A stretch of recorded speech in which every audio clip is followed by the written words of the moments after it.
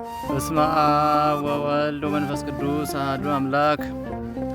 መሰሙኑ ለወርኃ ታኅሣሥ በዛቲ ዕለት አይረፈ አብ ቅዱስ አባ ያሮክላ ሊቀ ጳጳሳት ዘሀገረ እስክንድርያ ወውእቱም ሁልቆሙ ለአበው ሊቃነ ጳጳሳት አስርቱ ወሰለስቱ። አንድ አምላክ በሚሆን በአብ በወልድ በመንፈስ ቅዱስ ታኅሣሥ በ8 ቀን በዚች ዕለት የእስክንድርያ ሀገር ሊቀ ጳጳሳት ቅዱስ አባት አባ ያሮክላ አረፈ። እርሱም ለአባቶች ሊቃነ ጳጳሳት 13ኛ ቁጥር ነው። የዚህም ቅዱስ ወላጆቹ አስቀድሞ አረማውያን ነበሩ። በወለዱትም ጊዜ የአረማውያንን ትምህርት መጻሕፍቶቻቸውንም ሁሉ አስተማሩት። ከዚህ በኋላ አምነው ተጠመቁ። ይህን ልጃቸውንም የቤተ ክርስቲያንን ትምህርት አስተማሩት። የሐዋርያትንም መጻሕፍት አጠና። ሊቀ ጳጳሳት ዲሜጥሮስም ዲቁና ሾመው። ከዚህ በኋላ በእስክንድርያ ሀገር ቤተ ክርስቲያን ቅስና ሾመው። መንጋውንም በመልካም አጠባበቅ ጠበቀ።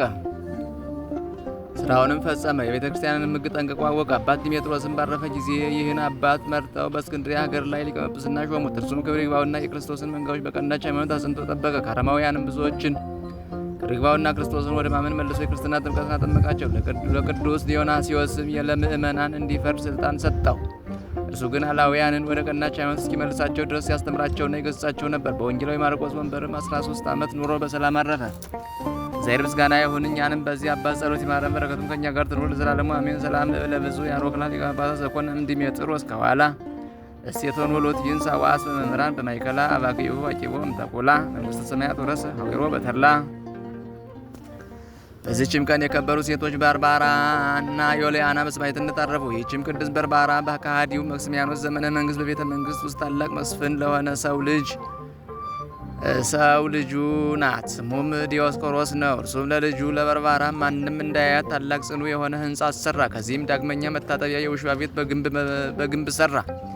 የሚከፈቱ ሁለት መስኮቶችንም በውስጡ እንዲሰሩ አዘዘ። ቅድስት ባርባራም ሁለቱን መስኮቶች ባየ ጊዜ ሶስተኛ መስኮትን እንዲሰሩ አናጺዎችን አዘዘቻቸው። ከዚህ በኋላ ክብር ይግባውና የጌታችን ኢየሱስ ክርስቶስን አዳኝ የሆነ የመስቀሉን ምልክት በውሃ መታጠቢያ ላይ አሰራች። አባቷም ወደዚህ ሕንጻ በገባ ጊዜ ይህን ልጁ ያሰራችውን አይቶ አናጺዎችን ጠየቀ። እነርሱም ይህን እንድንሰራ ልጅ አዘዘችን አሉት። እርሷንም ጠርቶ ለምን እንዲያደረግሽ አላት። እርሷም አባቴ ሆይ አስተውል፣ ልዩ ሶስት በሆነ በሥላሴ ስም ስራ ሁሉ ይፈጸማልና ስለዚህ ሶስተኛ መስኮት አሰራው። ይህም መስቀል ዓለሙ ሁሉ በእርሱ በዳነበት በመድኃኒታችን በኢየሱስ ክርስቶስ መስቀል አምሳል ነው። አንተም አባቴ ሆይ ከስህተት ተመልሰ የፈጠረህን አምላክህን አምልከው አለችው። አባቷም ከእርሷ ይህን በሰማ ጊዜ ሰይፉን መዞ በኋላዋ ሮጠ። እርሷም ሸሸች። በፊቷም የነበረች አለት ተሰንጥቃ በውስጧ ገብታ ተሰወረቻት። ከዚህ በኋላ ወደ አባቷ ተመለሰች። እርሱም እንዲያሰቃያት ለሌላ መኮንን አሳልፎ ሰጣት። እርሱም ታላቅ ስቃይን አሰቃያት። በዚያም ዮልያና የምትባል ሴት ነበረች። ቅድስት ባርባራንም አየቻትና የምታጽናናትና የምታረጋጋት ሆነች። ክብር ይግባውና ጌታችን ኢየሱስ ክርስቶስም ለቅድስት ባርባራ ተገለጠላትና አረጋጋት። ከዚህ በኋላ አባቷ በሰይፍ ራሷን እንዲቆርጡ የባልንጀራዋ ዮልያናንም ራስ እንዲቆርጡ አዘዘና ቆረጧቸው። የሰማዕትነት አክሊልን ተቀበሉ። በዚህም ጊዜ ከሰማይ እሳት ወርዶ አባቷንና ጓደኛዋ የሆነ መኮንን መርጤምያኖስን አቃጠላቸው። ያም በውሽባ ቤት ውስጥ በመስቀል ምልክት የሰራችው መታጠቢያ ለታመመ ሁሉ ከእርሱ በታጠበ ጊዜ የሚያድን በውስጡ ታላቅ ፈውስ ያለበት ሆነ። ከዚህ በኋላ የቅዱሳን ሰማዕታትን ሥጋቸውን ወስደው ከከተማ ውጭ ባለች ቤተ ክርስቲያን ስሟ ገላልያ በሚባል ቦታ ኖሯቸው። ይህም ሥጋቸውን በቅዱሳን ሰማዕታት በአቡቂርና በዮሐንስ በብስር አገር ባለ ቤተ ክርስቲያናቸው እስከዛሬ አለ። እግዚአብሔር ምስጋና ይሁን፣ እኛንም በቅዱሳን ሰማዕታት ጸሎት ይማረን፣ በረከታቸው ከእኛ ጋር ትኑር ለዘላለሙ አሜን። ሰላም ለባርባራ እንተ አጋሃደት ሃይማኖታ እንተ ታሪ ሥላሴ መስኮተ ቤታ እያፍራሃ መጥባይት ወሞሰርተ ሐጺን እያይመመታ ወሰላም ካይበለልያና ካልእታ እንተ ሰቀልዋ በክሌ አጥባታ። በዚችም ዕለት የብጽዕት እንባበሬናን መታሰቢያዋ ነው። በረከቷም ከእኛ ጋር ትኑር ዘላለሙ አሜን። በዚችም ቀን ቅዱስ አባት የደብረ ቀልሞን አባ ሳሙኤል አረፈ። ይህም ቅዱስ ለግብጽ ደቡብ ከሆነ መሲል ከሚባል አገር ከድክሉባ ከሚባል መንደር ነው። ወላጆቹም ቅዱሳንና ንጹሐን ናቸው። ያለ እርሱም ልጅ አልነበራቸው። አባቱም ቄስ ነበር። በሌሊት በራእይ በፊቱ ብሩህ የሆነ ሰው አየ። ይህ ልጅ ለብዙ ሰዎች የታመነ ቸር መምህር ይሆን ዘንድ አለው። በዘመኑም ሁሉ ለእግዚአብሔር የተመረጠ ይሆናል አለው። አባ ሳሙኤልም ከታናሽነቱ ጀምሮ እንደ ነቢዩ ሳሙኤል ንጹሕ ነው። ሁልጊዜም የምንኩስና ልብስን ይለብስ ዘንድ ያስብ ነበር። በአንዲትም ቀን ወደ አስቄጥስ ገዳም ይሄድ ዘንድ ምክንያት አግኝቶ ከአባቱ ዘንድ ወጣ። ግን መንገዱን አያውቅም ነበር። የእግዚአብሔርን መልአክ በመነኩሴ አምሳል ሆኖ እየመራው አብሮት ተጓዘ። ባደረሰውም ጊዜ በበዓት ውስጥ ለሚኖር ለአንዱ ስሙ አባ አጋቶን ለሚባል ሽማግሌ መነኮስ ሰጠው። እርሱም እጅግ ጻድቅ ሰው ነውና ይህም መልአክ ስለ አባ ሳሙኤል ስለ ለአባ አጋቶን እንዲህ ብሎ ነገረው። ሳሙኤልን ደስ ብሎ ተቀበለው፣ የምንኩስናንም ልብስ አልብሰው። እርሱ የሽምግልናህን ድካም የሚያጽናና እውነተኛ ልጅን ይሆናልና አንተም የምንኩስናን ሕግ ሁሉ አስተምረው። ይህንንም ከተናገረ በኋላ መልአኩ ከእርሱ ተሰወረ።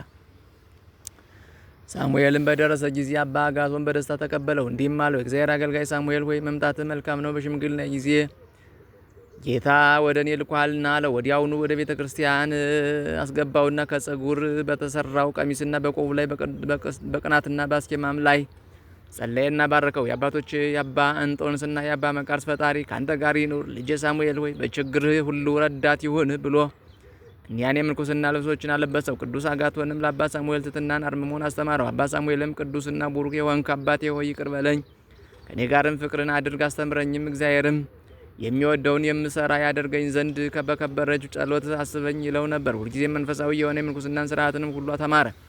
ቅዱስ አባ ሳሙኤልም በስራው ሁሉ ይራዳው ነበር። የሚያዘውንም ሁሉ እየሰራ ከአባ አጋቶን ጋር 3 ዓመት ኖረ።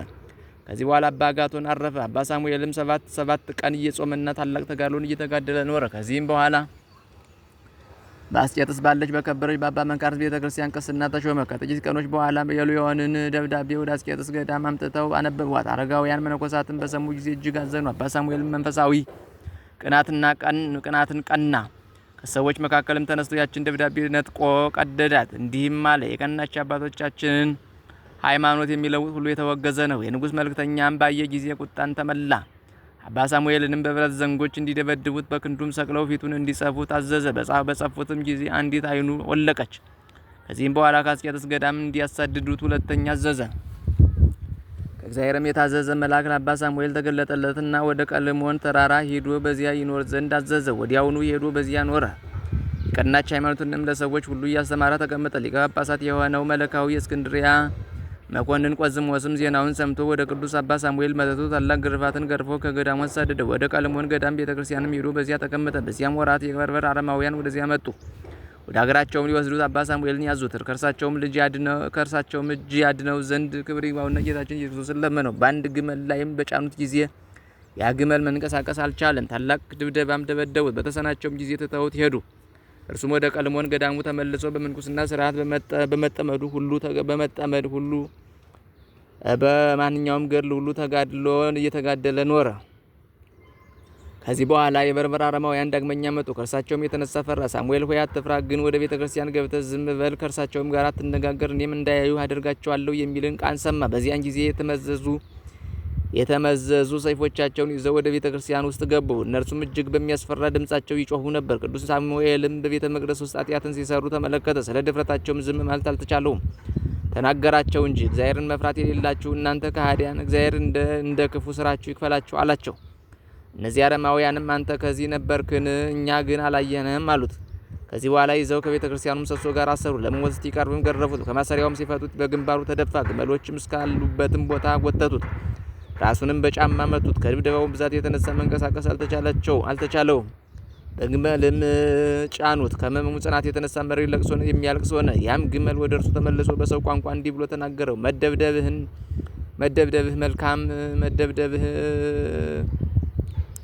መልካም ነው። መልካምም አደረጉብህ። ዝም በል አትናገር፣ ያለህን የፈጣሪህን እግዚአብሔርን ትእዛዝ ስለተላለፍክ ሞት ይገባሃልና አለው። አባ ሳሙኤልም ሲሰማ በእውነት በድያለሁ፣ ነገር ግን እግዚአብሔር ቻይ ነውና መተላለፌን ይቅር ይበለኝ አለ። ከዚህ በኋላ ወደ ሀገራቸው ወሰዱት። በዚያም የአስቄጥስ ገዳም አበምኔት የሆነውን ከእርሱ አስቀድሞ የማረኩትን አባ ዮሐንስን አገኘውና እርስ በርሳቸው ተጽናኑ። የአባ ሳሙኤልም ጌታው ፀሐይን እንዲያመልክ ያስገድደው ነበር። እርሱ ግን ከቶ አልሰማውም። ከዚህ በኋላ ከአንዲት ብላቴና ጋር በሰይጣን ምክር እግሩን አቆራኝቶ ግመሎች እንዲጠብቁ ወደ ጫካ ሰደዳቸው። ቅዱስ ሳሙኤልም ከእርሷ ጋር በኃጢአት እንደሚወድቅና ዲያብሎስ ባስተማረውና በመከረው ሁሉ እንደሚታዘዝለት አስቧልና።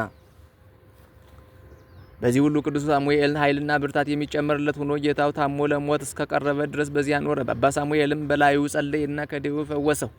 ዜናውን በሀገር ሁሉ ተሰምቶ ደዌ ያለባቸው ሁሉ ወደ እርሱ የሚመጡ ሆኑ። እርሱም በዘይቱ ላይ ጸልዮ ሲቀባቸው ወዲያውኑ ይድናሉ። ጌታውም ይህን አይቶ እጅግ አደነቀ። በአንተ ላይ ያደረግሁትን በደሌን ሁሉ ይቅር በለኝ፣ ብሎ ሰገደለት። እጅግም ወደደው አከበረውም። የምትሻውንም ጠይቀኝ አደርግልሃለሁ አለው። አባ ሳሙኤልም ወደ ሀገሬ የመለስ ዘንድ ሻለሁ አለው። ጌታውም እጅ መንሻ ብዙ ገንዘብንም ግመሎችንም አዘጋጅቶ በፍቅር በሰላም ሸኘው። ልጆቹ መነኮሳትም ወደ እርሱ በተሰበሰቡ አእላፋትም እስከሆኑ ድረስ እጅግ በዙ። ቅድስት ድንግል እመቤታችን ማርያምም ተገልጣለት ይህ ቦታ ለዘላለም ማደሪያ ይሆናል አለችው። ከዚያችም ዕለት ወደዚህ ገዳም አረማውያን ተመልሰው አልመጡም። ይህ አባት ሳሙኤልም ብዙ ድርሳናትን ደረሰ። ስለ ሰላሞችም መምጣት መንግስትንም ስለመያዛቸው የክርስቲያን ወገኖችንም በቦታው ሁሉ እንደሚያሰቃዩቸው ትንቢት ተናገረ። እነርሱም የአጋር ልጆች ናቸው። ረፍቱም በቀረበ ጊዜ መነኮሳት ልጆቹን ሰበሰባቸውና በእግዚአብሔር ሕግ ጸንተው እንዲኖሩ እስከ መጨረሻይቱም ትቅታ ድረስ ስለ ቀናች ሃይማኖት እንዲጋደሉ አዘዛቸው። ከዚህ በኋላ ጥቂት ታሞ በሰላም አረፈ። ስለ እርሱም እንዲህ ተባለ። አንድ ቀን ከልጆቹ ውስጥ አንዱ አረፈ። አባ ሳሙኤልም ወደ እርሱ በመጣ ጊዜ ነፍሱ ተመልሳለት በመነኮሳቱ ፊት ተነሳ። የኃጥአንን ስቃይ የጻድቃንንም ተድላ ደስታቸውን እንዳየ ተናግሮ ተመልሶ አረፈ። ለእግዚአብሔር ምስጋና ይሁን፣ እኛንም በዚህ አባት ጸሎት ይማረን፣ በረከቱም ከእኛ ጋር ትኖር ዘላለሙ አሜን። ሰላም ለከ መጋቤ ስርዓታ ወህጋ ለደብረ ቀለም ወንመሬተ ጸጋ እስከ አይረጎ ሳሙኤል ሀበላይ ላዊት እንግልጋም ካላኒው አመኮነ ንትጋ ለመላከ ሰማይ ጸለይከ እንዘ አንተ